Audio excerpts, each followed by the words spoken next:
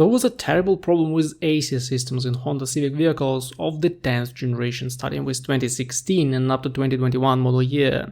It affected all trims but the Type R, and Honda issued a warranty extension after it had been brought to court by owners.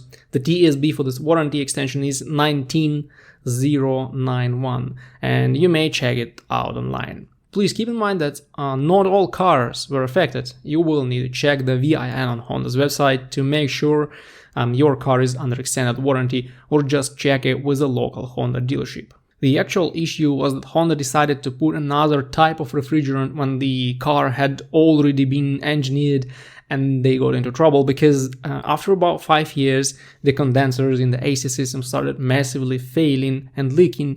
Actually, the extended warranty covers exclusively condensers, and the warranty is 10 years, so it's still active for almost all Civics of that generation.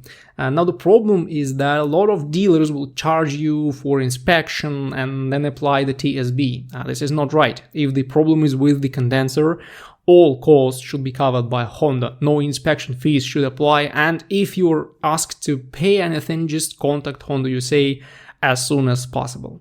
Also, there were cases when both the condenser and compressors started leaking because of the wrong refrigerant. So a lot of dealers will say they will cover the condenser, but there is no recall for the AC compressor, so please pay about $2,800 plus inspection fees.